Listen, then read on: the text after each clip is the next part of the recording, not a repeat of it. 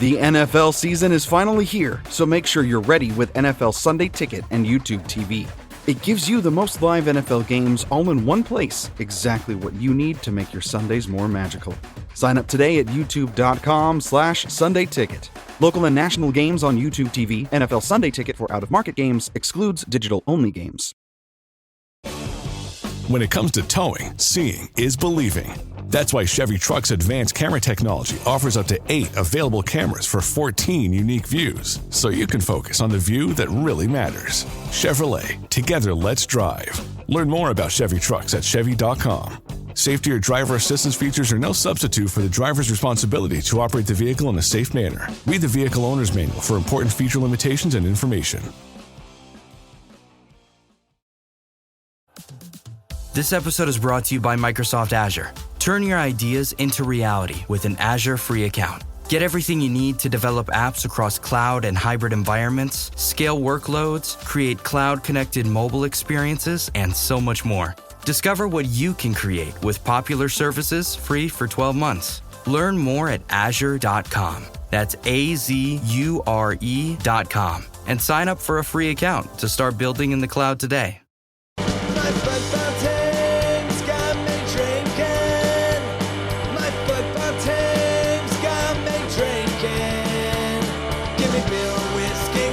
Anything to shake this mood I'm in. My football team's got me drinking.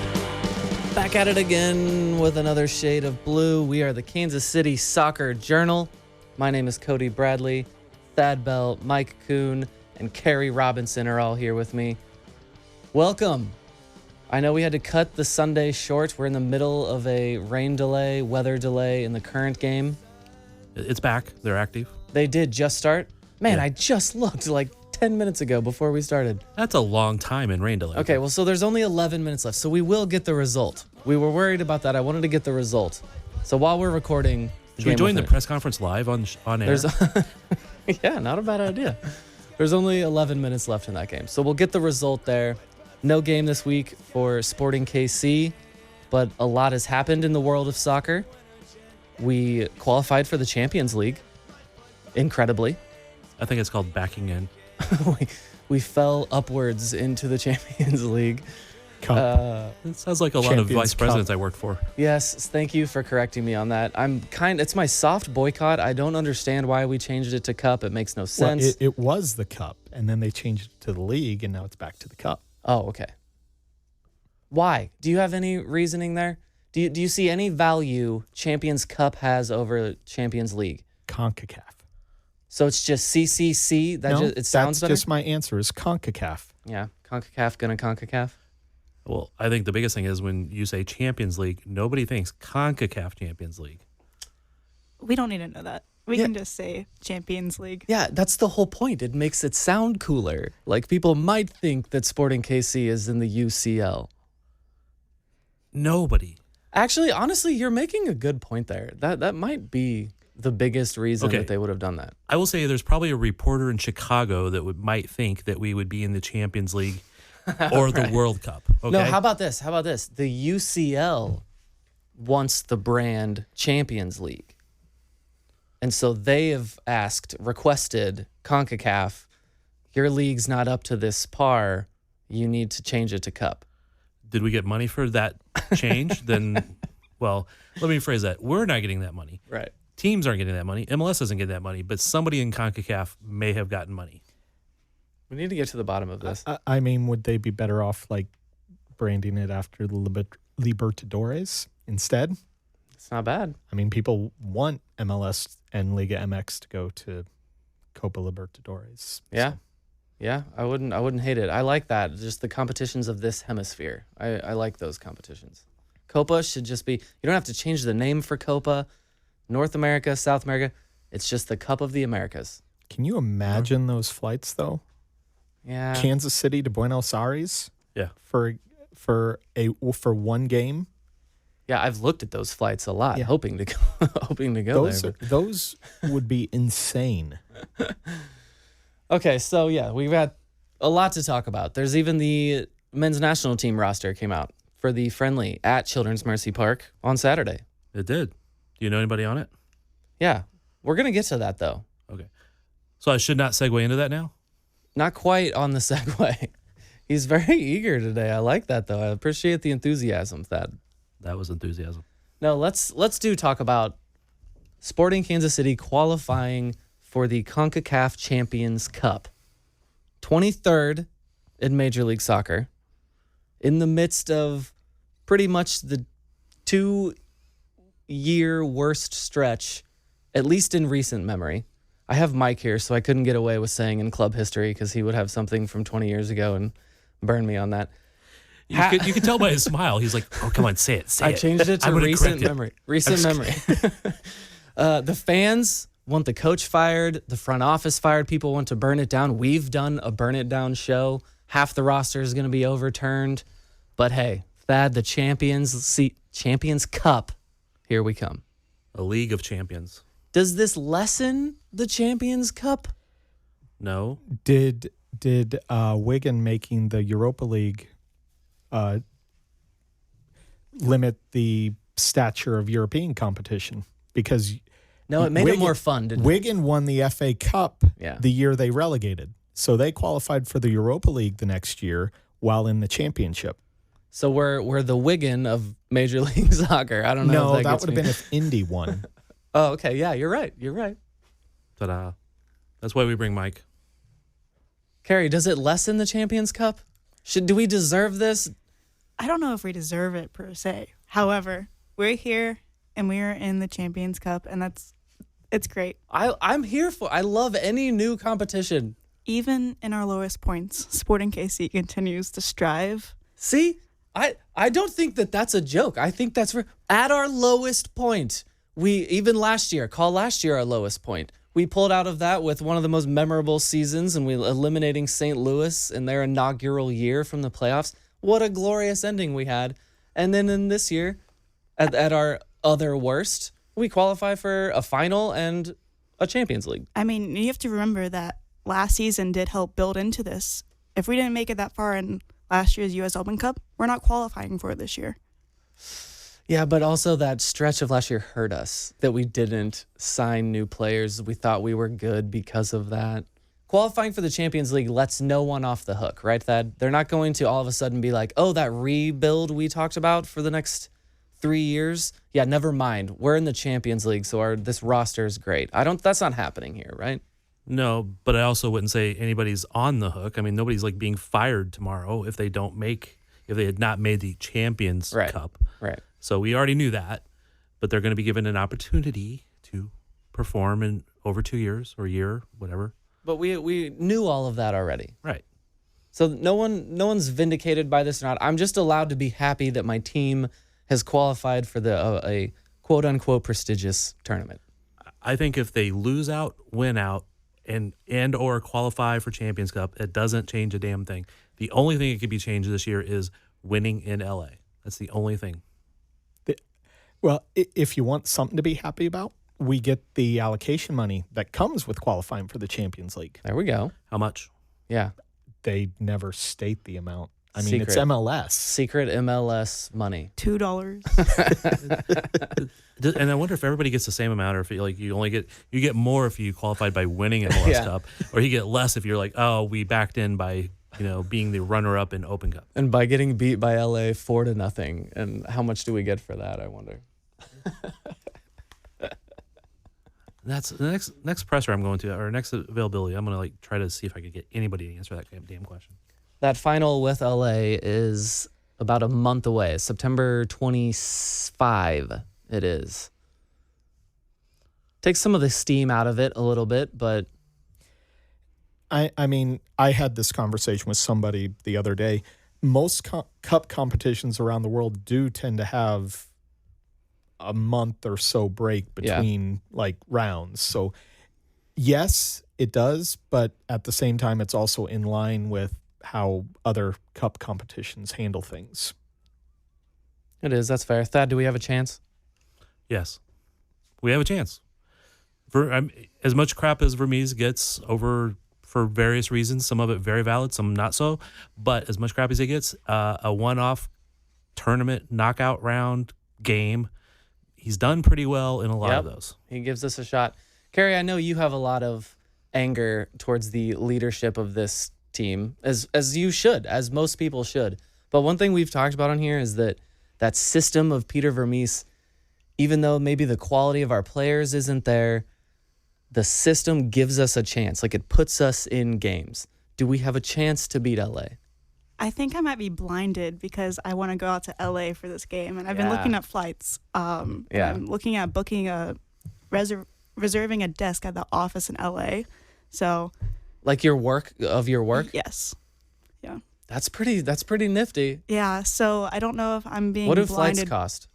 I saw Spirit had 120 round trip Spirit. straight It's pretty good. direct. So I can That's I can if do they take off. I can do I can do anything for 3 hours in a Right. tiny box in the sky. And I have slept. Okay. We have a month there, so I'm not going to make my decision on how I feel about that. I need to see the next 3, what do we have, 3 games for Sporting in between there, something like that. Yeah, we'll figure it out when the time comes. Should we rent a van and take a KC Soccer Journal road trip? Yeah, it sounds like, are you going to do that? Are you going to look at the logistics and... Actually, when we knew the Final Four, I was looking up times for driving Ooh. between Got a head either start. Seattle or LA. And it was like LA, the fastest route, blah, blah, blah, all that stuff was like 24 hours.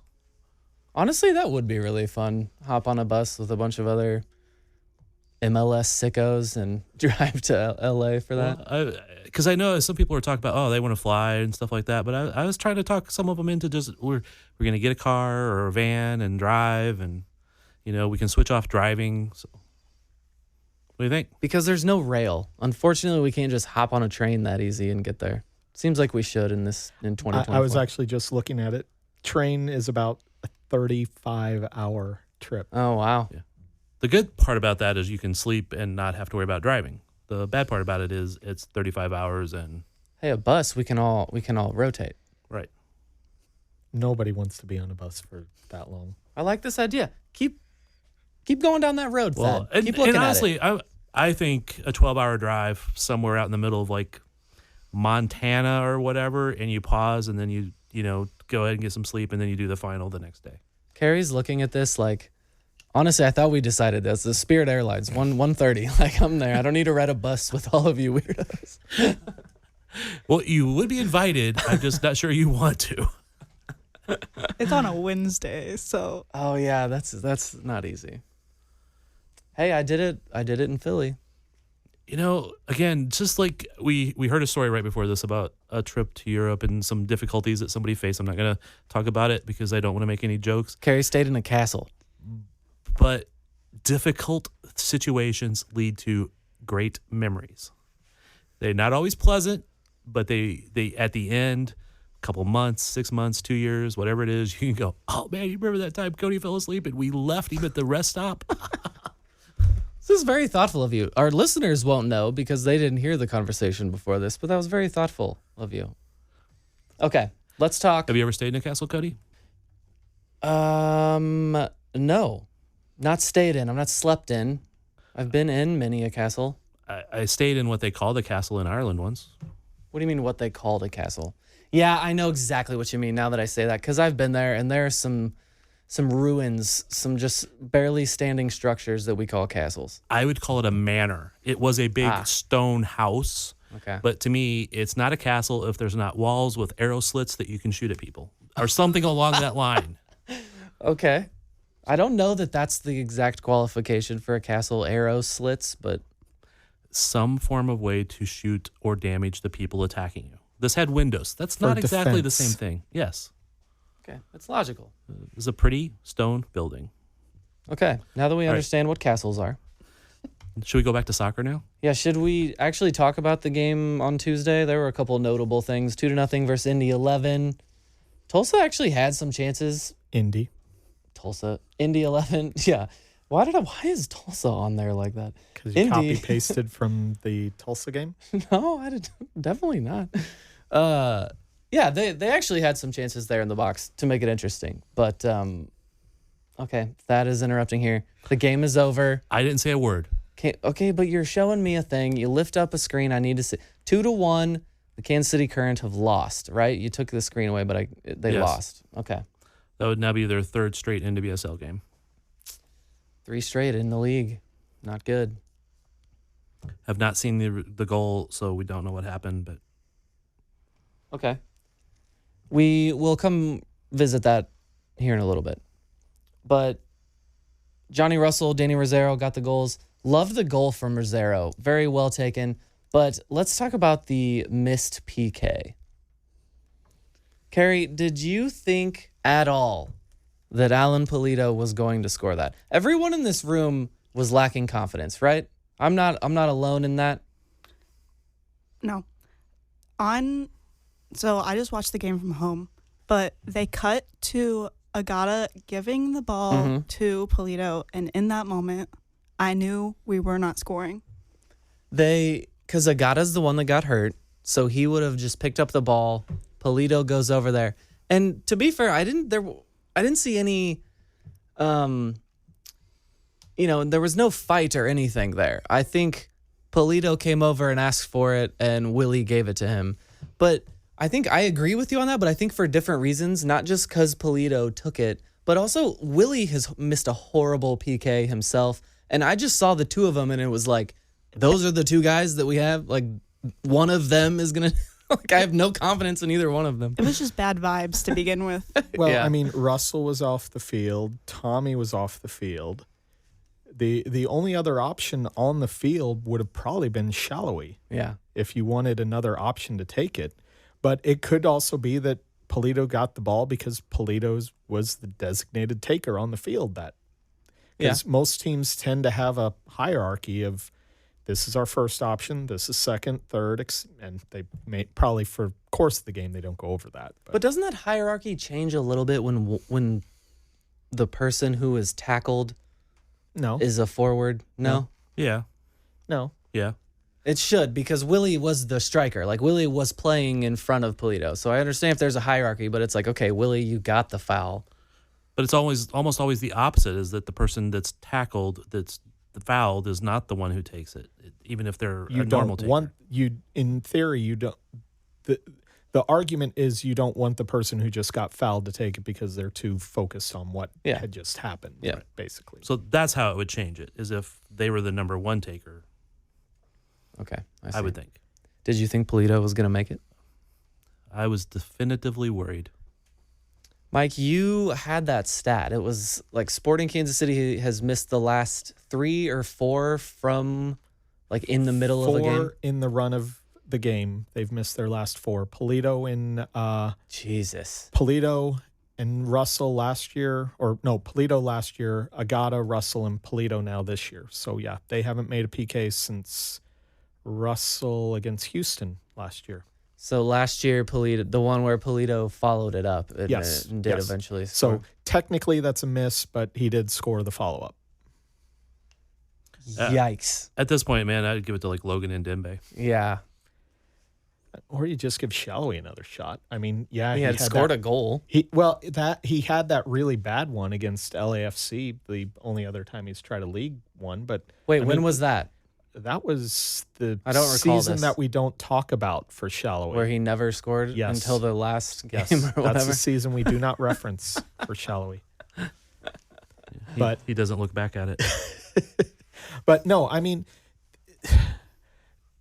Sporting has a PK problem right now. Clearly. They haven't made a PK this year. That was their third of the season. At least if the shootout for the final goes to penalty kicks, at least we have Tamelia. That's all we got. Perhaps he should take it. Has Tim ever made a PK? I don't think he's ever taken I one. don't think he has. I either. know he's not with Kansas City. Kansas City's never had a goalie PK. Well, no, I take that back. They've had one. Kempen. Yeah. Kempen took one. I was thinking of 2013 as the only time they'd done it. Then for a minute I forgot the double post game. But yeah, Kempen. Yeah, he was the one. So have you ever seen that? Like, it's a highlight that I see on different social medias all the time. Is like guy doing a PK, goalie stops it, ball pops up in the air, and the goalie goes running off celebrating. Yes. And then the ball comes down and bounces and then slowly rolls into the backspin of the ball. Yeah. Well, I actually saw that happen the other day. In just they were goofing around, but it was Castellanos and one of the trainers, because he wasn't practicing, so he was just kind of like trading PKs with his trainer, and he was basically shutting the trainer down. He was doing a really good job. So Castellanos is in goal. He was in goal, and the trainer shoots, and Castellanos stops it and kind of like takes 10 steps to the right, going, ah! Looks back, and the ball goes thump, thump, and rolls right back in. And he's like, he comes running back over, and he failed. So I laughed at him. Does the rule book actually state that specifically? It's once the ball has come to a complete stop. Yeah. Like off the ball the kick. That is still progression of the play.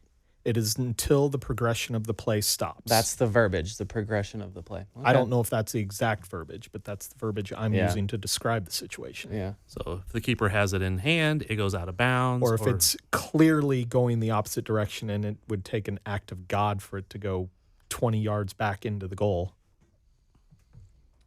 One thing we didn't talk about with the Champions League that I'm just now noticing, the rebuild is supposed to be starting. Are we going to be equipped to compete in this at all? Depends on who we play.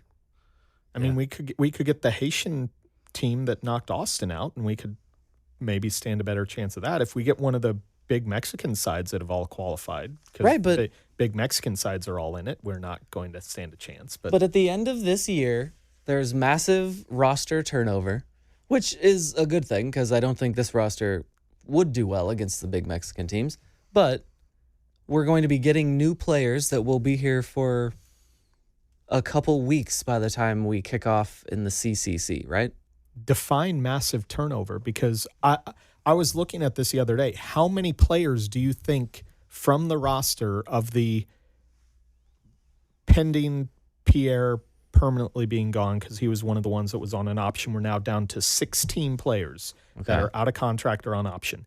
How many do you think are actually gone to be a massive turnover? Well, I thought a lot. Are you doubting this now? I don't think Afrifa is on an option. You're 100% picking that up. Yeah. Agata, you're seriously at least considering, if not absolutely picking that one up. I know your opinions on Agata, but you're absolutely considering picking that one up. You have Basson, who, if you can somehow get libeled off the books, you keep him as Ndembe's backup, but he also has an international spot taken up that would be nicely used elsewhere on the roster. Is Leibold gone? No, Leibold is under contract next year. So if you can somehow get out from under him, hoping it. If you can get out from under Leibold, you keep Basson as a backup. Otherwise, he's excess goods at left back. So then, there's one. Castellanos. Basson might be gone. You have Cisneros is gone. Flores is gone. Ndembe's option. Rindov, Rodriguez, Shewe, Tommy, and Volader are all the players that are on options. And you have Fontas, Melia, Voltaire, and Russell, who are out of contract. Carrie, all those names he just said, who do you keep from that? I heard Tommy. Tommy is one I think you keep. Yeah. That's about it. So that's the problem is, wow. You're going to have a lot of these guys will be back. My thought is we're probably getting 6 to 8. Well, that's a lot, isn't it? You had to define what massive overturn. Right. Is 6 to 8 a massive overturn? I mean, that's a lot. I don't know how many of those would be in the starting lineup, but if there's 5 of the 11 are new players and they've been here for 2 weeks by the time we need to play Cruz Azul, then we're going to get our ass beat. Yeah, if 6 of those are reserve roster players, then it's probably not going to be a big deal. A number of those are reserve roster players. Castellanos is a reserve roster player. Cisneros, Flores, they're reserve roster players. So the one thing I also forgotten, that Davis will probably be moving from the supplemental roster to the senior roster with his new contract. So that's a senior roster spot that's now taken. Okay, so my worry went from the new roster won't be ready in time to our current roster just can't compete? Why did it go? I mean, they should have been both there. Well, it quite sounds honestly. like our current roster. Yeah, it's going to be our current roster, and that I just don't have the confidence in. It will be new players. There will almost absolutely be new players. It's just how many. Because, again, got to remember, every time Peter or Mr. Burns says this, it is over the next 3 windows. Okay, one of them took place. They made one move. Well, technically 2 moves. Technically 3. If the third one happens, which it will. We'll talk about that more later. I love, because Mike's always like, you're technically correct, and technically is the best kind of correct. That's Mike. We don't be technically wrong. Right. Correct.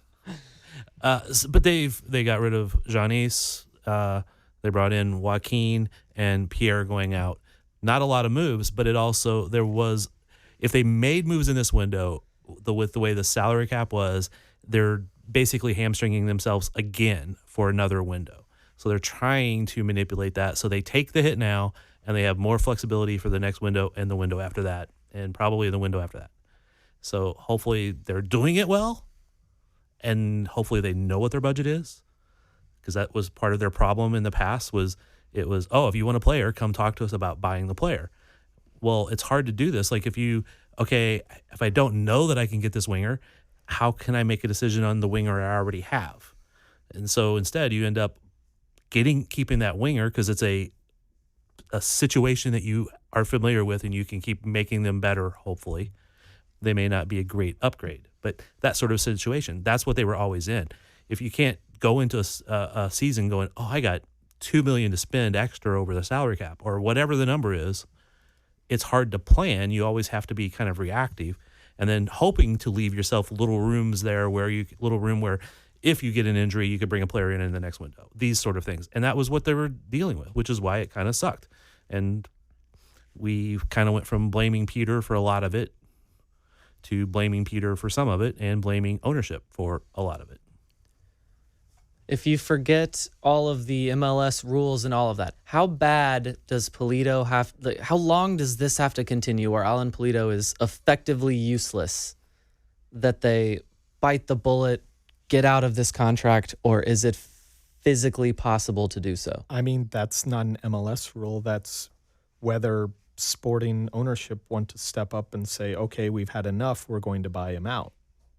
Nothing with MLS rules. It's all about whether ownership is willing to bite the bullet on however much of the contract's left to buy it out. And we would have no idea because we never see the contract on what buying it out would be. And you also would have to make a decision on how, because you can only buy out one, because that was part of the rumors that you're going to be able to buy out more than one contract, but that didn't come through in the rule changes, if I remember correctly. It wasn't a rumor. It was it was going to be added that a second one could, but then the players' union said no. So, but you can only do one. So, are you at the point where you look at this? Is Pulido that useless at the moment that you consider this as a possibility? Is it my money? Because if it's not my money, if you were working in the front office, Mike, I mean, or how much longer do you give him to prove himself? does that mean, Carrie? Does that mean let's explore this option? How much do we need to pay to get him off our team? I would give him another season at least. Okay. Just to. I mean, for me, it's time to move on. It is, but I also think of it from the aspect of what I've seen from ownership, what I've seen with the coaching staff and everything, and I've seen nothing to point me towards saying that Pulido's gone. Nothing that ownership, nothing that leadership in the club has done says to me they're going to buy out Pulido at some point. So I have no reason to believe that they're going to buy out Pulido. Okay, but that's a cop-out. Would you buy him out if you worked for the team? I said I would, yes. Okay. Thad? I would have to look at how the money works. I would like to be able to buy him out and get him off the books and go find somebody to replace him. But with his salary, is how much of it is coming because it's above and beyond. It's a DP salary. Some of that's coming from ownership or club funds. If you buy him out, how much do you lose, how much do you gain, and that if I don't know those numbers, it's really hard to make a definitive yes. Would I like to? I would like to jettison him back to Chivas. Love a good jettison. We'll be right back. It's time for today's Lucky Land horoscope with Victoria Cash. Life's gotten mundane, so shake up the daily routine and be adventurous with a trip to Lucky Land. You know what they say, your chance to win starts with a spin. So go to LuckyLandSlots.com to play over 100 social casino-style games for free for your chance to redeem some serious prizes. Get lucky today at LuckyLandSlots.com. No purchase necessary. VGW Group. Void where prohibited by law. 18 plus. Terms and conditions apply. All right. We have discussed the Champions League. We've discussed Pulido. Let's look at Major League Soccer. Is there any hope left for the playoffs? We are 9 points back with 7 matches, and it almost feels like they would have to win out. Carrie, are you conceding entirely? Are we MLS is crazy. You never know. But do we have any chance? I just don't see how there is. I don't either. We're so far down. We're also not peaking where we were last year. Yeah. So not on fire in the same way that we were last year, Thad. Definitely not. And while it's not mathematically impossible, if they got on a good run, they could make it, yes. But it's not likely. I did some number crunching during the rain delay. And if going by points earned, both home and on the road for all the teams, they would still finish 12, of course. But it would only be with like 33.5 points, which you can't do. So we'll say 34. And, the next team would have 41.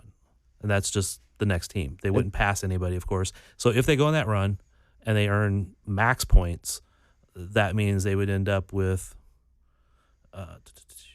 like in the high 40s, which would get them into the ninth spot. Well, we're looking at Minnesota. It's pretty much got to be Minnesota because Seattle is ahead of them and they're 4 points ahead of them. And I think Seattle is actually pretty good. So with regards to Minnesota, I don't know what Thad put together, but I remember seeing something on Reddit. Minnesota, if I remember right, has the lowest remaining points per game of the opponents that they play, basically. So of the teams, easy schedule. They have of the teams fighting for 8-9 playoff spots. If I remember right, Minnesota has the easiest schedule, basically. Okay, well here, this is interesting. They have 2 recent wins, 2 wins out of their last 3 Major League Soccer games, but both of those are against San Jose. Now, before those 2 wins, their last win was in June against Sporting Kansas City. So in Major League Soccer play, they have been pretty freaking abysmal other than playing the most abysmal team in the league, San Jose. When was their last win again? Sorry? Yesterday against San Jose. Before that, sorry. Well, then there was the Leagues Cup. That's what I was saying is you got the one before the league, but it was San Jose. They beat San Jose. Both of these games were against the worst team, and then before that, it was 2 months that they had won a game. So Minnesota ends the season with at St. Louis, Cincinnati, home against Cincinnati, at Kansas City where they've never won in regular season play, Colorado, home who against is good. Colorado, at Salt Lake. Salt Lake is not as good as they once were. At Vancouver and at St. Louis. So they're playing a number of teams that are still going to be fighting for their playoff. Yeah, but I mean, we're looking at like 4 or 5 losses out of it that we would need, right? Yeah. Well, and that's only one of the teams. You then also still have Austin and Dallas. Yeah, all the teams that we need to City leapfrog as well, right? So yeah, it's not happening. I was trying as hard as I could there. It's not happening. No, as you start to break it down, it's extremely unlikely that Sporting's making the playoffs. Yeah, if they had like 2 more wins at this point, you could go, okay, there's a chance. There's a good chance. They have to play and they have to win. So they're just not convincing that they're doing that right now. No, I think everybody below Dallas is out. That's KC, St. Louis, and San Jose. Well, we're really sure on San Jose, right? I'm not officially, but yes. Yeah. Man, they're not officially yet. God, MLS is crazy. They're way behind. They're so bad. San Jose is horrible. And we're bad. And the team sucks too. No, they basically, San Jose needs to win out, and all the other results would basically need to be draws, or Minnesota needs to drop points, because San Jose's max points is 38 and Minnesota's on 36. Yeah, not happening. Okay, we'll be right back. All right. Let's get an update, Mike, on the Caden Pierre situation. The last we talked, Thad was telling us that he believed he was not in this country anymore, and that was a week ago. Still accurate. And there is yet to be an announcement. So, do you want to start that, or do you want me He asked you. Okay, fine. I will supplement.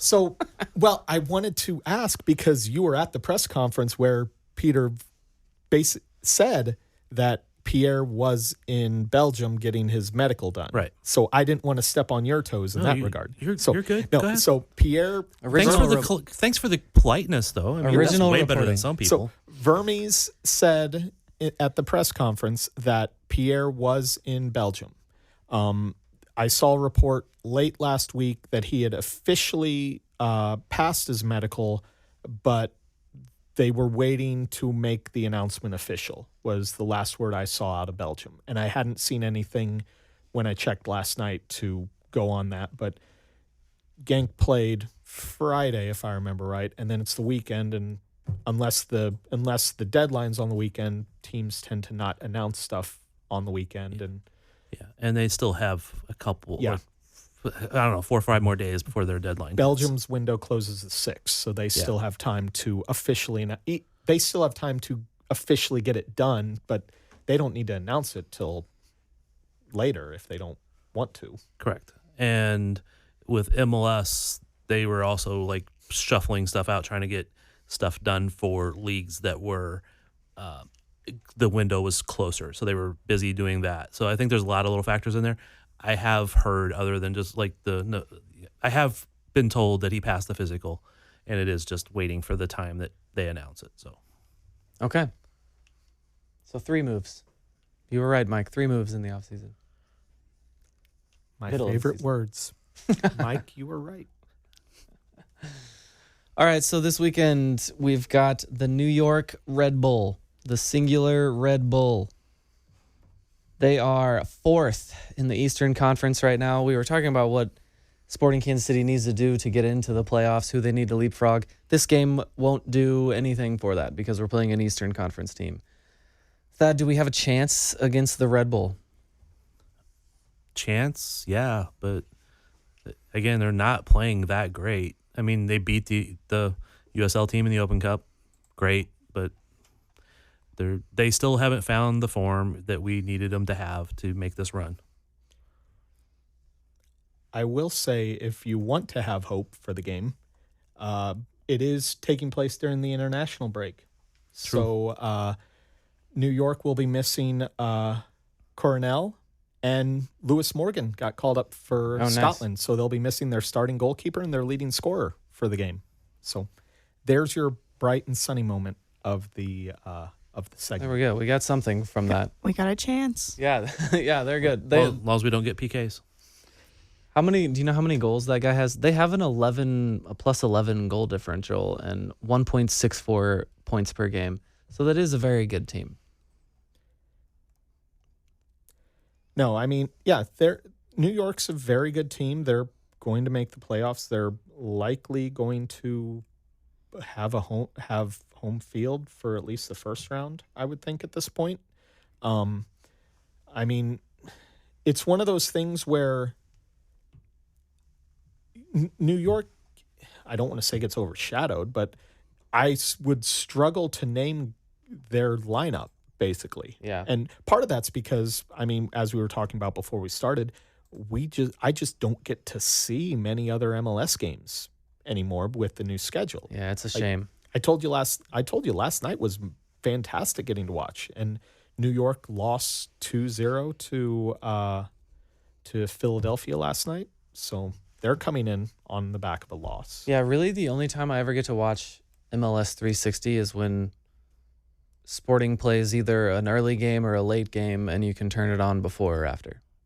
It makes no sense. Carrie, what do you think of Apple? I wish we had more games on Sunday. And Friday. Give me And some Friday night footy. Yeah. Well, what was it? Was it the first game last year against Portland that got delayed till Monday due to weather? Give me a Monday night game. Yeah. Just spread it out a little. Go full football. Go full NFL football. Give me a Friday night game. Give me a Thursday night. Give me the majority. No. Let's stick Friday to Monday. Okay. Give me a Friday night game. Give me the majority of your schedule still on Saturday night, but give me at least maybe an afternoon kickoff. Maybe not summer, but give me an afternoon in the spring and fall. Yep. Give me a Sunday game. Or and how maybe about a Monday game? Monday night soccer until Monday night football starts? Then you don't have to compete with that anymore. Can we also get Carrie Underwood to give us a song for that? Who would be the one to create a jingle for Major League Soccer that would make more sense? Carrie Underwood's definitely the NFL brand and vibe. Maybe Becky G. Yes, Because of Sebastian actually, that's Lletget. good. Yeah. Fumbled by Dom Dwyer, Becky G. Anyway, Fumbled by Sebastian Lletget. both of them. Yeah. What? Dom Dwyer and her were a thing briefly. This is news to me. Recently? No. Briefly is what I was trying to say. I heard the briefly, but I was just wondering if it was recent or No. when he was married. I believe this was before Legit. This is crazy. I don't even know who she is, so I'm like, definitely showing my age here. We're keeping on the streak of mentioning artists. Yes. Yeah. Yeah. We're doing well. I told you, we need to get younger. We got Chaperone, Becky G references. We're doing great. And Train. And Train. I did, oh, yeah, we I got did older. listen to Train after you guys mentioned it. I forgot about that. I went to 2 concerts this week. What? Who'd you go see? Reverend Peyton's Big Damn Band. You have referenced them on this show before. I know, because I like them. I remember you talking about them. That was Wednesday night at Knuckleheads. Reverend Peyton's Knuckleheads Big is a Damn Band. good spot for Knuckleheads. Yeah, and had a chat with them afterwards. That was really nice. The drummer talked to my daughter and, gave her, I don't know if it's advice, but, hey, motivation kind of stuff. And then last night I was at the Irish Fest and saw Gaelic Storm. How was the old Irish Fest? It was good. It's always a good time. Yeah, I saw Mike Flaherty and Sam Jackson, the kit man and his assistant, and a former hype man who I shall remain nameless for Sporting. Okay. You know who it is? No, because he shall remain nameless, apparently. After. Okay. He mouthed it, and I still have no idea what he was saying.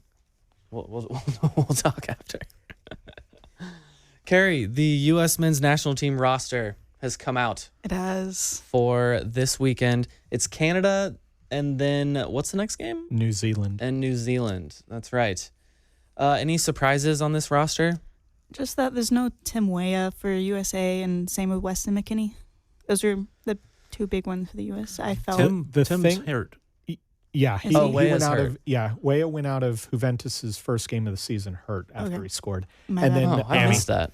And then McKinney, what I saw is with his whole contract thing, he didn't get really a preseason and hasn't played since the Copa. So he was not called in just due to lack of fitness, was what I saw with him. He was on the field today for them, I saw, or yesterday. Mm-hmm.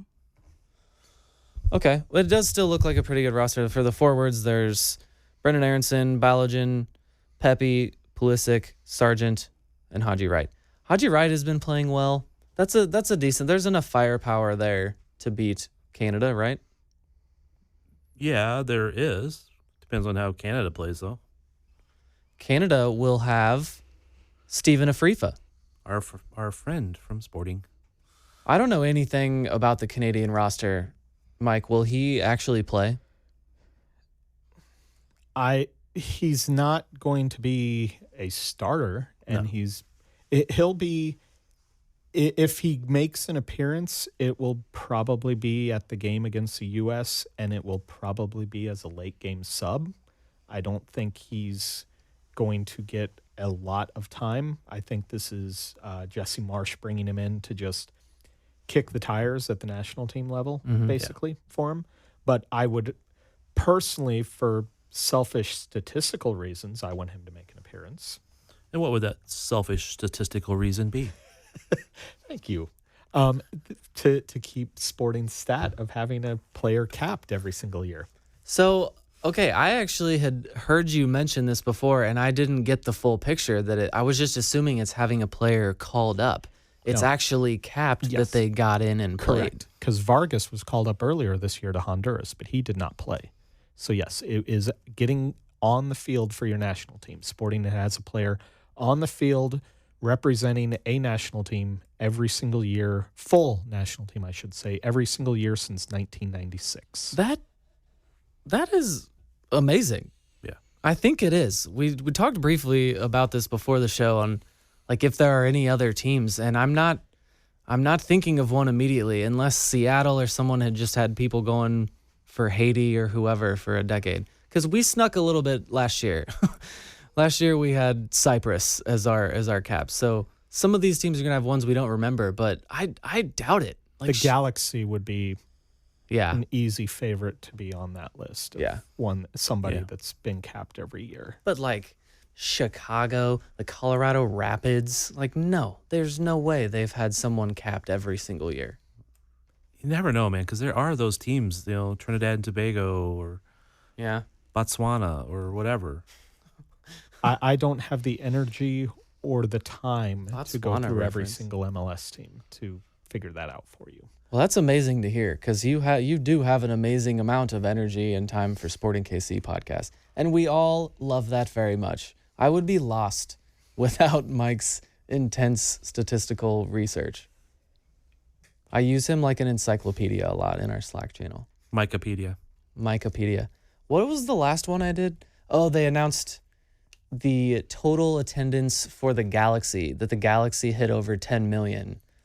And I almost jokingly was like, what are we at, Mike? Thinking he wouldn't have that available. And he did. Just like a couple hours later, he was like, boom, right here. 2 different options. If you look at it like this, we're at this many. If you look at it like that, we're at that many. All competitions versus league? Yeah. How long did it take you, Mike? 5 minutes. I just had to take my attendance Excel list and sort it properly. So the 2-hour difference was just when he saw the question. Hour and 50 minutes later, he saw the question, and he went, oh, okay. And the answer was, I think, 7.8 million. Something like that. That might have been the all competitions. Yeah, that would have been all competitions. And I'm just going to assume that that's what the Galaxy were doing also. All competitions. Which means we're only 2.2 million behind them, and I'll take it. I like that. They could be higher even in regular season because they've had larger stadiums. Yeah. They've had much bigger draws by name, Beckham, and things like that. And you had a lot of people showing up and being there 15 minutes late, leaving 30 minutes early just to see Beckham and stuff like that. So that might be their regular season stuff, honestly. We should ask that, though. I wanted to talk about the keeper situation for the national team. Mike, who is your preferred keeper right now? The 4 that were called up: Ethan Horvath, Diego Cochin, Patrick Schulte, and Matt Turner. It's still Turner, in my opinion. I know he's not. Cochin is like a U20 goalkeeper that's just getting time because the U20 team doesn't have a camp this window. He's with Barcelona too. Yeah. So, I mean, it's still Turner for me, but that's simply due to lack of options elsewhere. Right now. He's not in the greatest form. He's not starting for Nottingham Forest. They're actually trying to get rid of him. He's gone. joined Palace. Oh, that just happened. Yeah. It happened yesterday or right before the window, and I believe it's a loan with no buy option. Oh, really? If I remember right. Yeah. Okay, cool. He's actually listed as Palace on the roster. Okay, yeah. I missed that. I'm sorry. Because what I saw was that they wanted to sell him, and people were only wanting to get him on a loan. Okay. All right. Crystal Palace. I'll take that. So, yeah, and he'll be backup predominantly at Palace. But, I mean, Turner is my starter, but like I said, that's due to lack of other options. This is so weird because like longest time for the United States, it's I know. like great keepers, really pretty good defenders, a couple midfielders, and that was the entire national team. And now it's like, well, who the hell is going to be the actual keeper? Yeah, Carrie, where are you at with the keepers? Is Matt Turner our guy? Yeah, I think so. Although, for me, Horvath follows very closely. I like Horvath. I'm with you. But I also don't watch him enough to have a definitive answer between all the goalkeepers. How far off is Schulte? I mean, he's playing well for the most part. He's in camp. Yeah, that's a valid question. Playing for the best MLS team. Go ahead, Mike. In my opinion, Schulte is actually probably behind Slonina,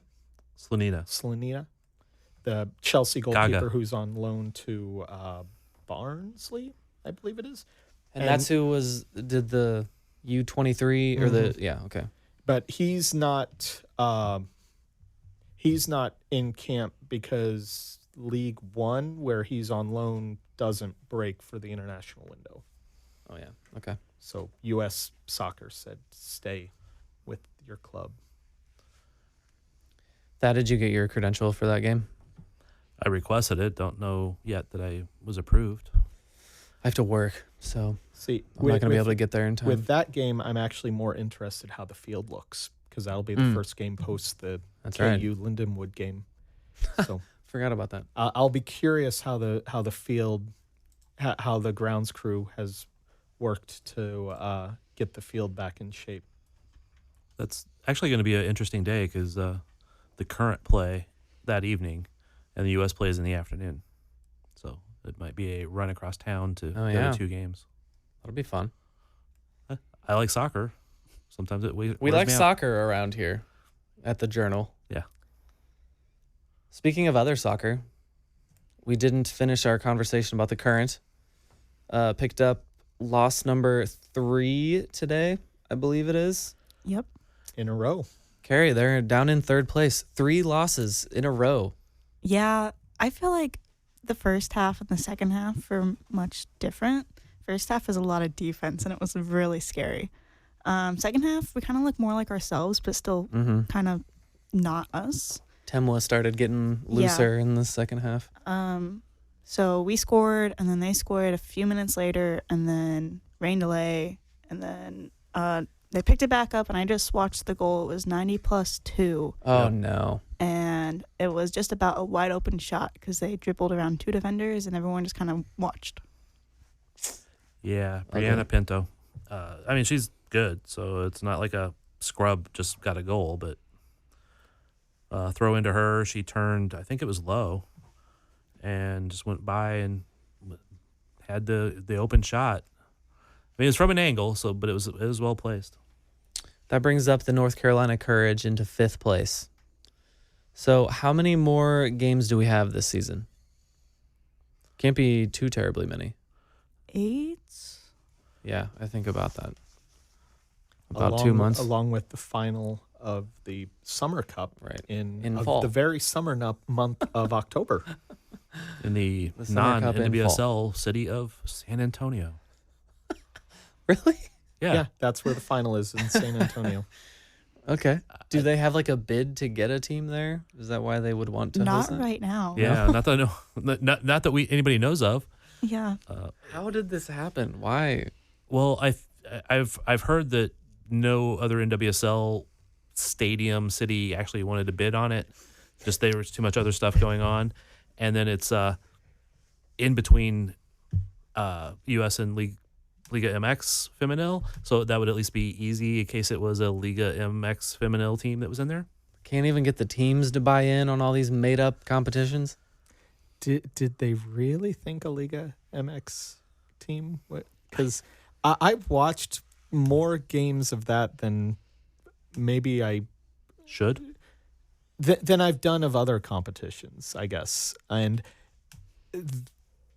they looked out of their depth against some of even the lower NWSL teams. They were.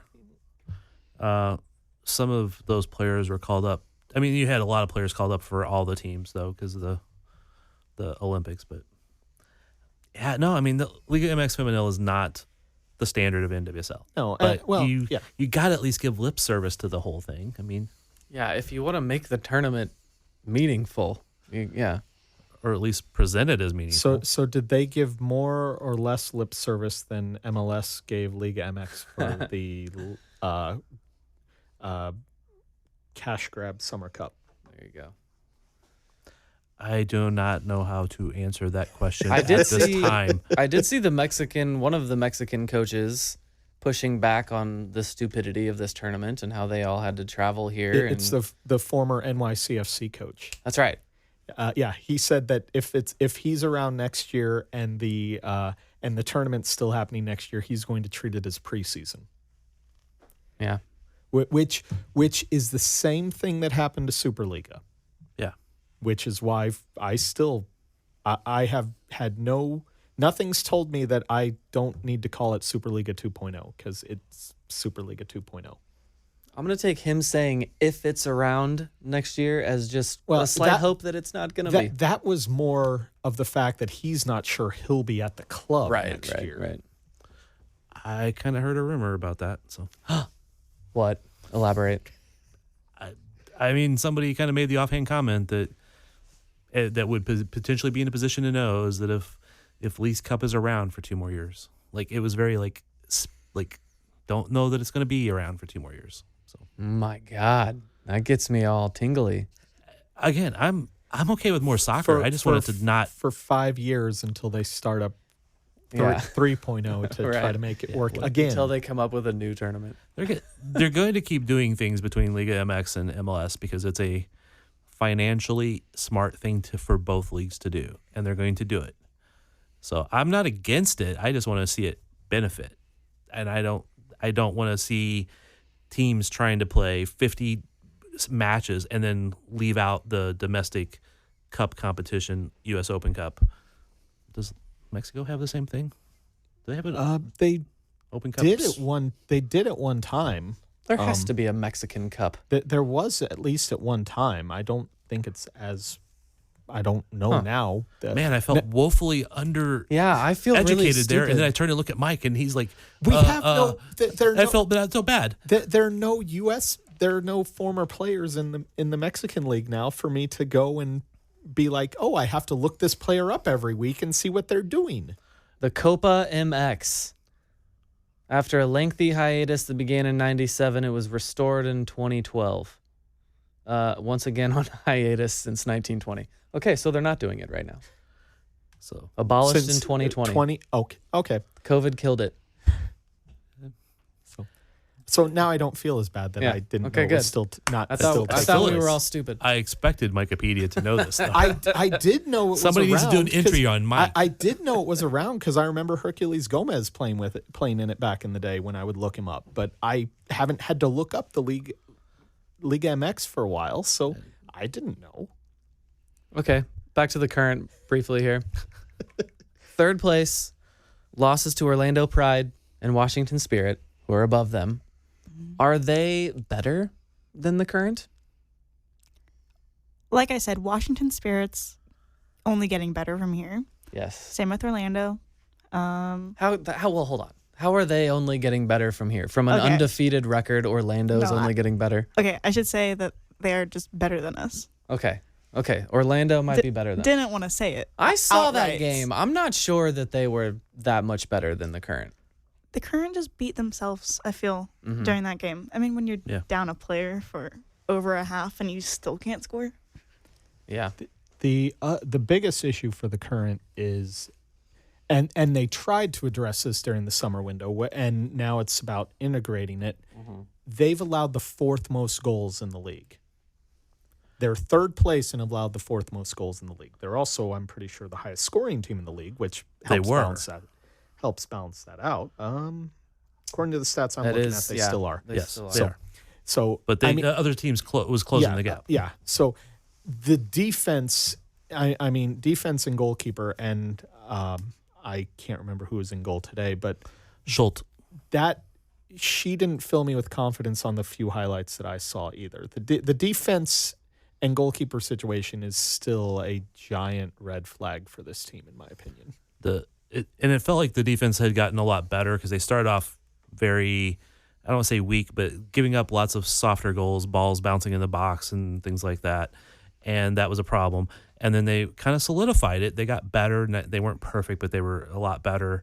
And then Gabrielle Robinson got hurt, and that was a big strength for them. So then they were trying to balance having Stina and Ebal or Lauren or fill-ins. I mean, one of the cash grab cups that they did, they started 4 outside backs as the whole defensive line because everybody else was not healthy or not available.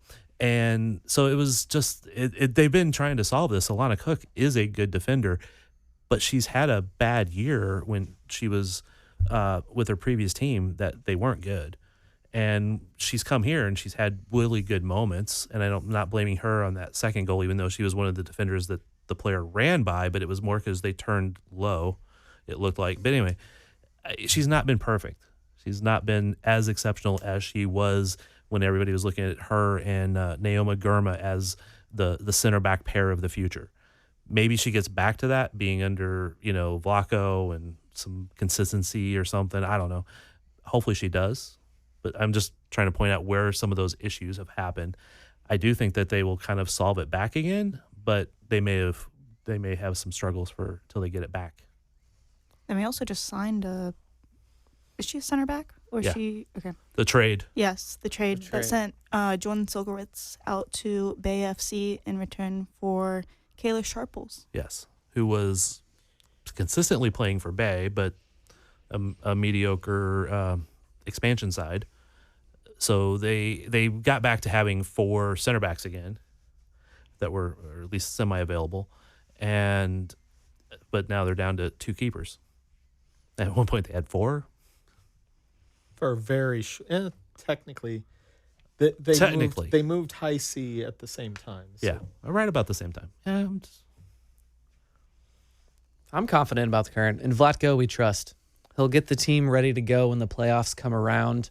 I'm not scared of Orlando. I saw it. The thing I'll come back to is the fact that it is the old cliche of defense wins championships. Yeah, I almost said that earlier when you mentioned the lack of defense. Yeah, if they can sort and get Cook fully integrated in the team, and they can get things sorted out with Ball getting healthy and everything, the defense can improve. Because, we've seen it with Ball in the past. We've seen it with Cook in the past. We've seen it with Mace.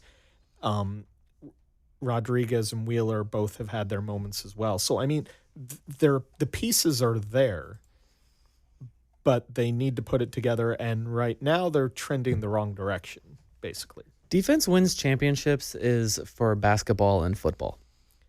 It's an old American saying, and we didn't know about soccer back then. So I'll point to MLS Cup 2000 and the whole 2000 MLS season, as well as 2013. I was gonna say I thought you were going. we were pretty good defensively in 2013 too. I just started with the oldest one. Yeah.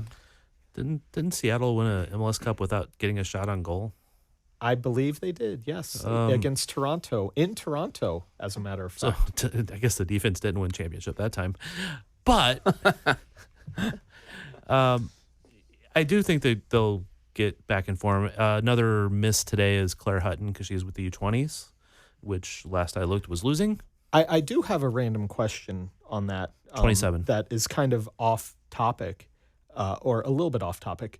When do the women's teams start treating the youth national team stuff like the men's side does? Like, men's sides don't have to release players for the Olympics. They don't have to release players for the U20 World Cup. When are the women's side going to do similar for, like, the U20 championships? And that's not, I'm not looking for an answer. It's more of a hypothetical of... That's rhetorical. Yeah. I think they care too much about the national... Like, it's still too cool of a thing to be called up to the women's national team at any age group, where you might be a 19-year-old who's busted into your MLS team, and if you do well with them, then you can get bought by a club in Europe.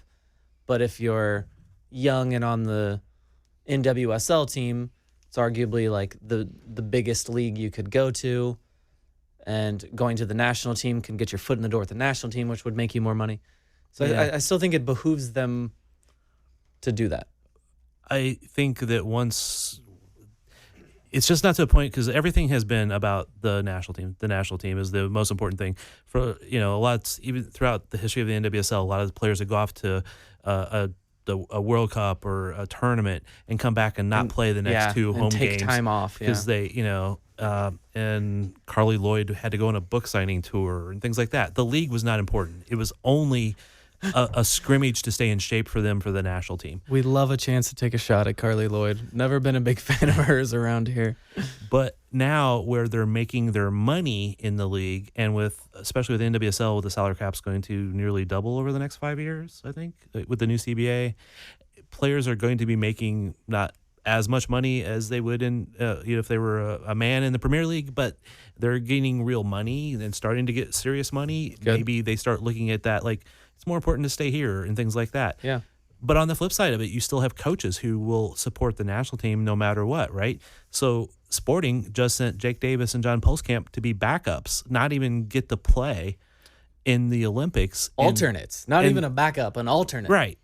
That they could have used Jake for a couple of those games to maybe have 3 more points. I'm not saying they would have, but I don't remember which games they were. But they could have used Jake. They could have used Postcamp just as a backup, if nothing else. The last group stage game and the knockout round game after Busio went down. Those are the 2 games that Atencio from Seattle was available instead. But for Sporting, they could have used them for Sporting. Oh, yes. Sorry. I was referring to the games at the Olympics. I was really disappointed they didn't send Atencio back down and pull Jake up for one of those games. But that's not my choice. I do think we are getting to the point where national team is not seen as that is my job. Everything else is a side quest. Right. I feel like some of the older players now on the women's national team, like we're seeing the end of them. Like I feel like Rose Lavelle is one of the last people that's like that because she's always injured. But the second it's time for international duty, she's completely fine in starting. I know, and that has always been, I also want fans to show up and root for the Kansas City Current or whatever their home team is. And I will root for some of these players when they show up for the national team. I will root for them. But when they show up for their MLS team, screw you, F you, go away, right? And I want it to be the same in the women's game, and it's getting that way. It's getting more and more that way. It's not just the hated players like Hope Solo or Carly Lloyd who catches crap. Sometimes it's just the other team catches crap now. But on the NWSL side, it's always much more nice than it is on the men's side. It's very fun to boo Alex Morgan with a bunch of kids around me. Same thing when I was at the Inter Miami game. What about Rose Lavelle, though? I like Rose Lavelle. I don't want Rose Lavelle slander on this show. No, I mean she's fine. She's just hurt. Yeah. Always. Yeah. Until it's time for U.S. women's call-ups, and then she's healthy. Yeah, I'm not gonna lie. I'm still at that place that you were just saying there. Like, if I see Rose Lavelle playing, I'm like, yes, because she's a really good player. Yeah. But I don't know if she's even healthy all the time for the national team. Sorry for interrupting, but she's semi-healthy. True, but she's a really good player. But you don't get to see that when she plays with Gotham because she doesn't play a lot with Gotham because she's injured. So no, we're not. I don't want to speak for you, but I'm not. Rose isn't a bad player. Rose is a very, very good player, but I want to see her play. Yeah, that's fair. I know if somebody mentioned like trying to get her on the Current, I'd be like, no thanks. No, during free agency when I was watching that, I was like, I don't think she's going to Kansas City. But it was like when she signed with Gotham, it was a little bit of like a sigh of relief for me. Yeah. How old is she nowadays? Younger than me. I see. I need David here with the computer. As we all rush to our phones to. all. That's 29. only Okay, one of us. Carrie and I are sitting here just looking at you like 29. that. Yeah. I beat He all of grabbed you. his phone. I was just watching. She's 29. That's almost ancient. I don't know. In the women's game, No, I'm kidding. Sorry. I need 29 to not be ancient. But her and Katarina Macario, I mean, like that's another one that's been injured a lot the last few years.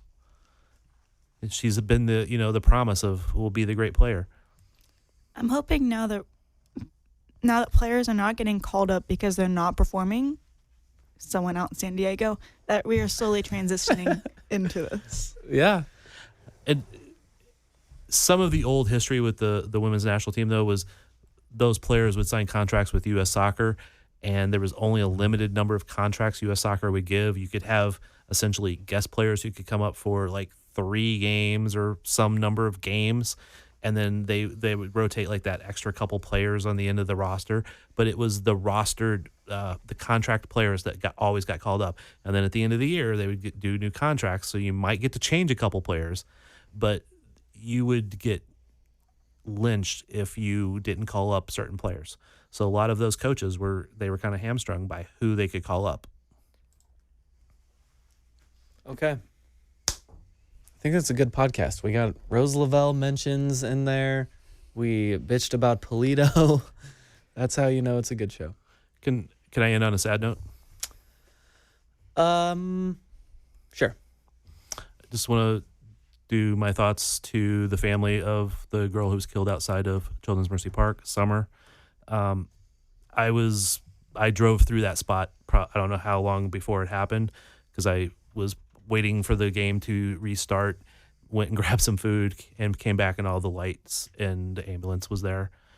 So it's just a very tragic and sad thing, and very sorry to her family. Summerlin, there is a GoFundMe. Yes. I'll put that on the article. Yep. Too much of that. There was a hockey player and his brother that got hit. The hockey player for the Columbus Blue Jackets was hit. His brother was a player also. Yeah. And then just another one that had actually hit me this week too was Chef Brady from Brady and Fox restaurant. Man, that one. I just met him like a week and a half ago. Damn, and because I ate there at his restaurant before an event, and he was killed, and just that also tied in with the Irish Festival. I almost asked about it. I didn't want to get too sad when you mentioned the Irish Fest, so I almost asked about him. Yeah, he would do the Sunday breakfast with everybody, so he was the chef that made it happen. And again, I don't have a real personal connection with him, but I talked to him very briefly. Seemed a very nice guy, but everybody I'd talked to said he was a wonderful person. So, yeah, ugly part of a problem in our city at the moment. And the car accident thing, that's a thing that's, the numbers are really scary. In the last 20 years or so, everybody drives these big SUVs. Cars just got higher up and bigger. And instead of hitting people in the shins and knocking them up, it just has been killing them. And like right now, I've noticed you can see a lot that inside Kansas City specifically, they're doing all of these bump outs for a curb to make the walk across the street shorter. So at least Kansas City is focusing on pedestrian travel at the moment, and pedestrians getting hit by cars is a scary thing that seemingly only is getting worse. yeah, and just in both cases, it's somebody who didn't need to happen, and it's tragic for their families. And I can only send my thoughts and prayers, and I know that doesn't mean much to anybody, but it's a sad thing, and just as it could happen to anybody's family. So All we can do is bring awareness. Yep. All right. Till next week. Sporting. The other side don't seem so tough, and 3 own goals ain't all that rough. Our skipper has just been sent off. Supporters strong have all gone soft. My football team's got me drinking. My football team's got me drinking. My football team's got me drinking. Give me beer or whiskey, wine or gin, anything to shake this mood I'm in. My football team's got me drinking. My football team's